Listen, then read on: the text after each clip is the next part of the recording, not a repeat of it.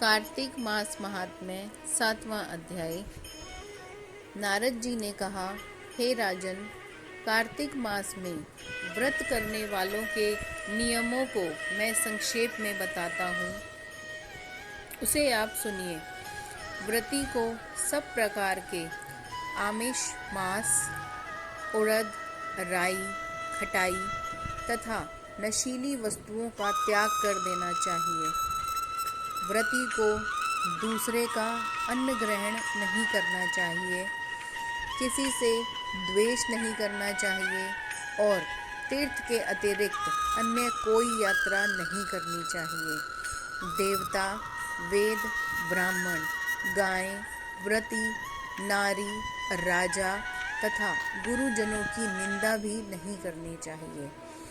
व्रती को दाल, तिल, पकवान व दान किया हुआ भोजन ग्रहण नहीं करना चाहिए। किसी की चुगली या निंदा भी नहीं करनी चाहिए। किसी भी जीव का मांस नहीं छूना चाहिए। पान, कत्था, चूना, नींबू, मसूर, बासी तथा झूठे अन्न का भी प्रयोग नहीं करना चाहिए। गाय, बकरी तथा भैंस के अतिरिक्त अन्य किसी पशु का दूध नहीं पीना चाहिए। कांसे के पात्र में रखा हुआ पंचगव्य, बहुत छोटे घड़े का पानी तथा केवल अपने लिए ही पकाया हुआ अन्न प्रयोग करना चाहिए। कार्तिक मास का व्रत करने वाले मनुष्य को सदैव ब्रह्मचर्य का पालन करना चाहिए।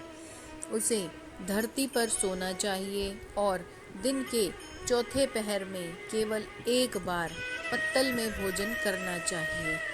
व्रती कार्तिक मास में केवल नरक चतुर्दशी, जिसे छोटी दिवाली कहा जाता है, के दिन ही शरीर में तेल लगा सकता है।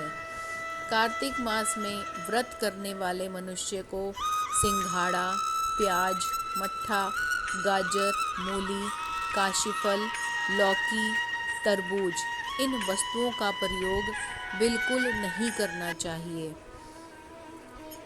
रजस्वला, चांडाल, पापी, मलेच्छ, पतित, व्रतहीन, ब्राह्मण द्रोही और नास्तिकों से बातचीत नहीं करनी चाहिए। भगवान विष्णु को प्रसन्न करने के लिए अपनी शक्ति के अनुसार चंद्रायण आदि का व्रत करना चाहिए और उपयुक्त नियमों का पालन करना चाहिए।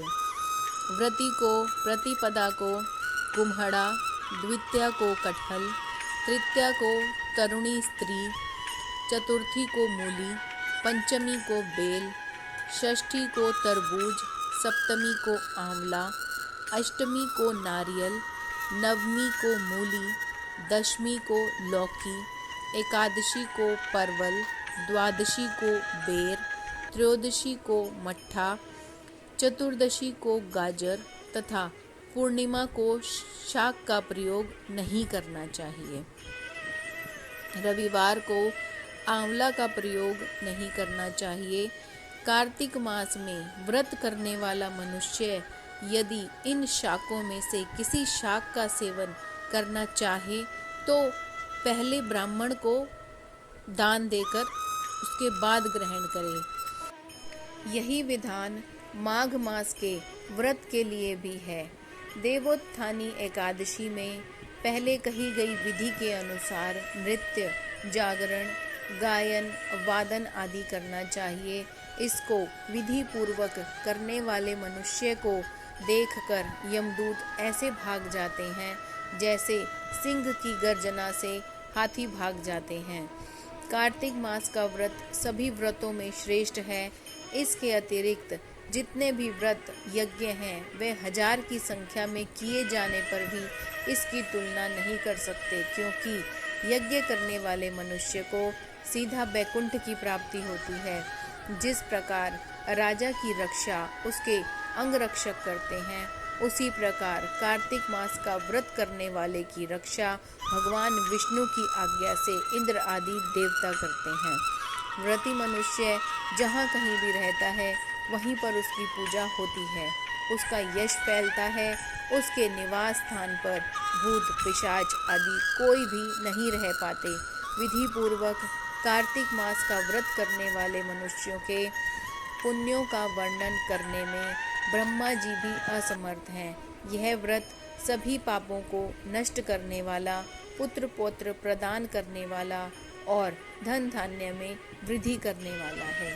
बोले श्री हरि विष्णु भगवान की जय।